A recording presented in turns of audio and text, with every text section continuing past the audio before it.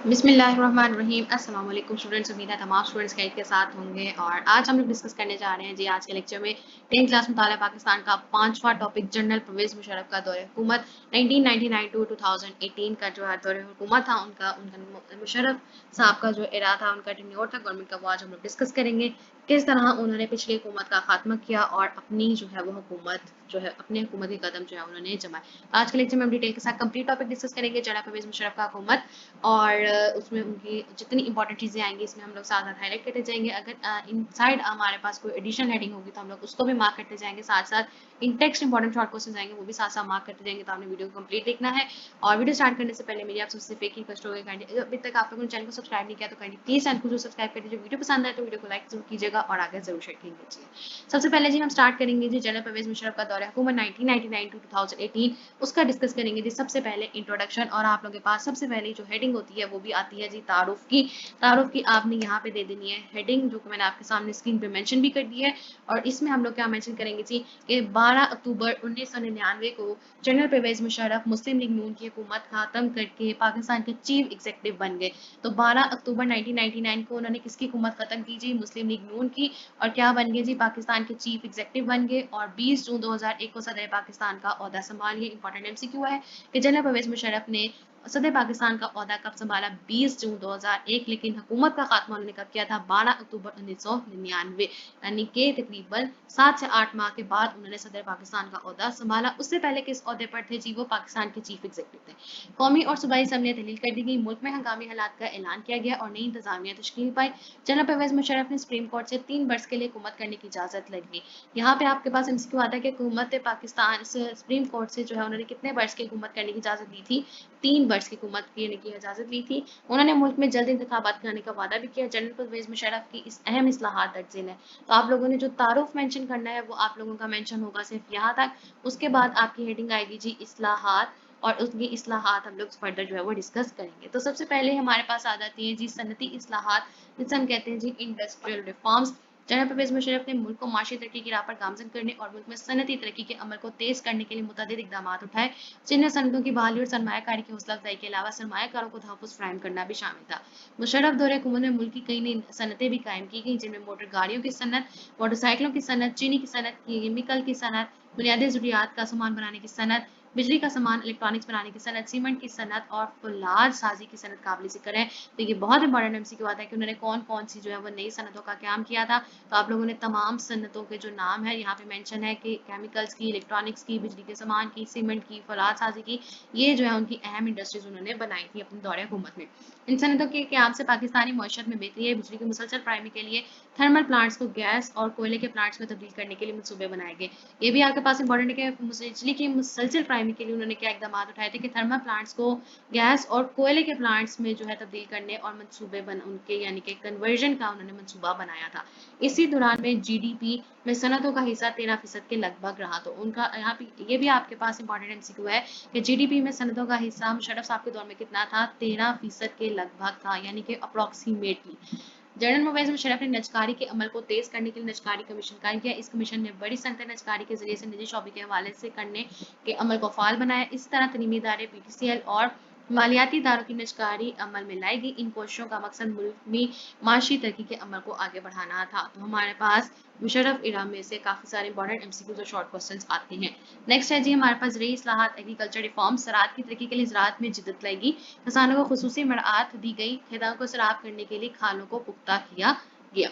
Next है जी तलीमी इस्लाहात, रोशन ख्याली और इतदाल पसंदी के तहत तलीमी निसाब को तब्दील किया गया था। पहली मरतबा दीनी मदारिस में कंप्यूटर तलबा को कंप्यूटर साइंस और दूसरे मजामीन साइंसी मजामीन पढ़ाने का आगाज़ किया गया। तो सबसे पहले साइंसी मजामीन और कंप्यूटर साइंस का सब्जेक्ट किसने इंट्रोड्यूस करवाए थे, जनरल परवेज मुशर्रफ ने। नेक्स्ट है जी सेहत से मुतालिक इस्लाहात, हेल्थ रिफॉर्म्स, शोबा सेहत को जदीद खतूत पर उस्तवार किया गया। लोगों के इलाज मुआवजे की बेहतर सहूलतें देने के लिए कई इकदाम किए गए। मरीजों को अस्पताल पहुंचाने के लिए खसूसी एम्बुलेंस सर्विस रेस्क्यू 1122 शुरू की गई। रेस्क्यू 1122 कब शुरू की गई, किसके दौरे हुकूमत में शुरू की गई, जनरल परवेज मुशर्रफ साहब के। तो जितने हाईलाइट करेंगे हमारे पास इंपॉर्टेंट होता है, आप लोगों ने साथ साथ मार्क करते जाना है। नेक्स्ट है जी माशी इस्लाहात economic reforms. General Parvez Musharraf के दौरे हुकूमत में तमाम तर हिकमत अमली माशी तरक्की की सिमत रही। जनरल परवेज मुशर्रफ ने जब इकतदार संभाला उस वक्त पाकिस्तान के एटमी धमाकों के अलमी रद्द अमल की वजह से मईशत पर मनफी असरार मुरतब हो रहे थे। 11 सितंबर 2001 वो अमेरिका के शहर न्यूयॉर्क में वर्ल्ड ट्रेड सेंटर पर हमले। अब वर्ल्ड ट्रेड सेंटर पे हमला कब हुआ जी? 11 सितंबर 2001 को हुआ था जी, अमेरिका के शहर न्यूयॉर्क में वर्ल्ड ट्रेड सेंटर पर हमला। भारत की तरफ से मिलने वाली धमकियों और अफगानिस्तान में खाना जंगी के बावजूद पाकिस्तान की इक्तसादी सूरत हाल बेहतर रही। अमेरिका में दहशतगर्दी के वाकयात के बायस पाकिस्तान अहमियत इख्तियार करता गया। मगरबी ममालिक की इमदाद के बायस पाकिस्तान की मीशत को सहारा मिला और माशी तरक्की की रफ्तार तकरीबन 7% रही। तो माशी तरक्की की जो रफ्तार है वो कितनी रही जी? 7%। मजमूई तौर पर इस दौर में माशी लिहाज से और मुस्तहकम दौर कहा जा सकता है। तो ये इंपॉर्टेंट एमसीक्यू है कि मुस्तहकम दौर, माशी लिहाज से मुस्तहकम दौर किस दौर को कहा जाता है? जनरल परवेज मुशर्रफ का। नेक्स्ट आ जाता है जी माशरती इस्लाहात social reform. General Parvez Musharraf के दौर में रोशन ख्याली और इक़्तिदार पसंदी जैसी इस्लाहात का बहुत चर्चा रहा। उसने पाकिस्तान में आज़ादाना पॉलिसी इख्तियार की। ये वो दौर था जब एक जानिब अफगानिस्तान में सोवियत यूनियन के बाद अमेरिका की मुदाखलत ने हालात ख़राब किए, तो दूसरी तरफ मुल्क में इंतहा पसंदी और शिदत पसंदी का जोर था। मुल्क में बहुत से निजी टेलीविजन चैनल्स मुतारिफ करवाए गए, कई अखबारात और नए रसाइल अजरा किया गया। तो मुल्क में निजी टेलीविजन यानी कि प्राइवेट टेलीविजन चैनल्स और अखबारात का इंट्रोडक्शन जो है वो किसने करवाया था? जनरल परवेज मुशर्रफ ने। एयरफोर्स में पहली बार फ्लाइंग फाइटर की हैसियत से खवातीन को शामिल किया गया। ये भी आप मार्क करेंगे कि पहली बार खवातीन फ्लाइंग फाइटर में किसके दौर में उन्होंने शामिल करने की इजाज़त दी गई? जनरल परवेज मुशर्रफ के। आर्मी में मेडिकल कोर के अलावा पहली बार हैसियत कैडेट और इंजीनियर खवातीन भर्ती की गई। खवातीन को बतौर ट्रैफिक वार्डन भर्ती किया गया। एक खवातीन डॉक्टर शमशाद अख्तर, ये भी आप बहुत इंपॉर्टेंट एमसीक्यू आता है कि डॉक्टर शमशाद अख्तर को क्या ओहदा दिया गया? गवर्नर बनाया गया उन्हें स्टेट बैंक ऑफ पाकिस्तान का। मुशर्रफ दौरे हुकूमत और खवातीन के लिए कौमी और सूबाई असम्बली की नशिस्तें मखसूस की गई। खुद कफालत और रोजगार स्कीम के तहत खवातीन को बैंकों से आसान शायद पर कर्जे दिए गए। नेक्स्ट आ जी उनकी आईनी इस्लाहात। जनरल परवेज मुशर्रफ के दौरान पाकिस्तान के आइन में 70वीं तरमीम 2003 में की गई। और वो तरमीम क्या की थी जिसके तहत सदर पाकिस्तान को कौमी असम्बली और सूबाई असम्बलियाँ तहलील करने का अख्तियार वापस मिल गया। तो जो उन्होंने 58 भी नवाज शरीफ साहब ने खत्म किया था, वो इन्होंने दोबारा से बहाल कर दिया कि सदर पाकिस्तान जो है वो कौमी और सूबाई असम्बलियों को डिसॉल्व कर सकते हैं। नेक्स्ट आ जाता है जी इंतजामी इस्लाहात administrative reforms. General Parvez Musharraf ने 14 अगस्त 2001 से मुकामी हुकूमतों का निज़ाम, जिसे हम कहते हैं जी local government system LGS system जो है वो नाफिज करवाया। कब उन्होंने इंट्रोड्यूस करवाया? 14 अगस्त 2001। ये निज़ाम मुकामी हुकूमतों के क़याम और इख्तियारात की नीचे सतह तक मुंतकली को यकीन बनाने के लिए नाफिज किया गया। इस निज़ाम में 3 बुनियादी मकासद थे। अब 3 अहम बुनियादी मकासद लोकल गवर्नमेंट सिस्टम के क्या थे जी? वो डिस्कस करते हैं। और ये आपके पास आपका बहुत इंपॉर्टेंट शॉर्ट क्वेश्चन भी है कि 3 बुनियादी मकासद क्या थे लोकल गवर्नमेंट सिस्टम के? पहला क्या था? वसाइल की ज़िले की सतह पर दस्तयाबी, मुकामी मामला मुकामी सतह पर हल करना, अख्तियारात की निचली सतह पर मुंतकिली। इस निज़ाम की बुनियादी इकाई यूनियन कौंसिल को करार दिया गया। यूनियन कौंसिल का सरबराह नाजिम होता है। ये भी बहुत इंपॉर्टेंट एमसीक्यू आता है कि यूनियन कौंसिल का सरबराह कौन होता है? नाजिम होता है। तहसील या टाउन कौंसिल का रुतबा यूनियन कौंसिल से बुलंद होता है। और यूनियन कौंसिल से रुतबा किसका बुलंद होता है जी? तहसील फिर टाउन कौंसिल का। तहसील या टाउन की यूनियन को नस्लों के तमाम नायब नाजमीन इस नस्ल को अरकान होते थे। जिला की सतह पर जिला कौंसिल डिस्ट्रिक्ट कौंसिल का क्या अमल में लाया गया? जिला की तमाम यूनियन कौंसिलों के नाजमीन जिला कौंसिल के रुकन थे। जिला कौंसिल का सरबराह नाजिम होता है। ये भी बहुत इंपॉर्टेंट एमसीक्यू होता है कि जिला कौंसिल का सरबराह कौन होता है? नाजिम होता है। लास्ट है जी हमारे पास आम इंतखाबात 2002 general election. General Parvez Musharraf ने अपने इक़्तिदार के 3 वर्ष मुकम्मल होने पर 2002 में मुल्क में आम इंतखाबात मुनक्किद करवाए। सदारती हुक्म के तहत मुनक्किद होने वाले इंतखाबात में कौमी असम्बली के 342 अरकान का इंतखाब अमल में लाया गया। 272 आम वोटरों के जरिए से 60 खवातीन और 10 अक़लियती नशस्तें बजरिया कोटा मुख्तसिस करी गई। तो ये अगर आपसे सीटों का उन्होंने हिसाब मांगा कौमी असम्बली की, तो 342 होती है जिसमें 272 आम वोटर्स होते हैं, 60 जो होती हैं वो खवातीन के लिए होती है और 10 हमारे पास माइनॉरिटीज़ के लिए आती हैं।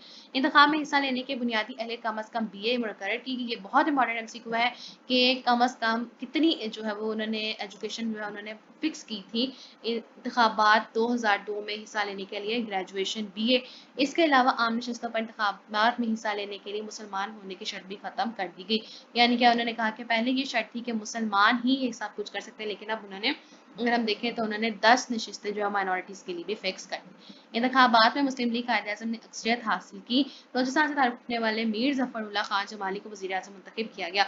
तो बलूचिस्तान के मीर ज़फ़रुल्लाह खान जमाली हैं, उनको वज़ीर-ए-आज़म कौन से इलेक्शन के बाद मुंतखब किया गया? आम इंतखाबात 2000 में के इलेक्शनों में जो अक्सरियत थी वो थी हमारे पास मुस्लिम लीग काफ की, और उनको किसको मुंतखब किया गया? वज़ीर-ए-आज़म मीर ज़फ़रुल्लाह खान जमाली। मीर ज़फ़रुल्लाह खान जमाली की हुकूमत महज़ 1.5 वर्ष चल सकी और उन्होंने अपनी सियासी पार्टी के फैसले के मुताबिक इस्तीफ़ा दे दिया। उनको जगह अबूरी उहदत के लिए चौधरी शुजात हुसैन वज़ीर-ए-आज़म बने। चौधरी शुजात हुसैन ने वज़ीर-ए-आज़म की हैसियत से हल्फ उठाते हुए ऐलान किया कि वो सिर्फ अबूरी दौर के लिए वज़ीर-ए-आज़म बने हैं और मुस्तकबिल के वज़ीर-ए-आज़म उनके वज़ीर ख़ज़ाना शौकत अज़ीज़ होंगे। शौकत अज़ीज़ मेंबर कौमी असम्बली मुंतखब होने के बाद वज़ीर-ए-आज़म बने। लास्ट में बॉक्स उन्होंने मेंशन किया हुआ है कि मीर ज़फ़रुल्लाह खान जमाली सूबा बलूचिस्तान से ताल्लुक़ रखने वाले पाकिस्तान के वाहिद वज़ीर-ए-आज़म हैं जो 2002 के आम इंतखाबात के बाद वज़ीर-ए-आज़म बने। इसी के साथ ही हमारा जो 5th टॉपिक था जनरल परवेज़ मुशर्रफ साहब का टॉपिक हम लोगों ने डिस्कस किया। इसमें हमारे पास काफ़ी सारे लॉन्ग क्वेश्चन शॉर्ट क्वेश्चंस आए, एमसीक्यूज़ में इंपॉर्टेंट आए और छोटी-छोटी चीज़ें जो है वो काफ़ी इंपॉर्टेंट है इस टॉपिक के अंदर। और ये टॉपिक आपका लॉन्ग पॉइंट ऑफ व्यू से भी इंपॉर्टेंट है जो आज हमने डिस्कस किया, और मुझे उम्मीद है आप लोगों को आज का लेक्चर पसंद आया होगा। इनकेस कोई भी डिफिकल्टी को आइडिया तो आप लोग मुझसे ज़रूर कंसल्ट कर सकते हैं। और मेरी आपसे सिर्फ टास्क पे की रिक्वेस्ट होती है, काइंडली प्लीज़ चैनल को ज़रूर सब्सक्राइब कर दीजिए। वीडियो पसंद आए तो वीडियो को ज़रूर लाइक कर दीजिए और ज़्यादा से ज़्यादा शेयर करें। Thank you.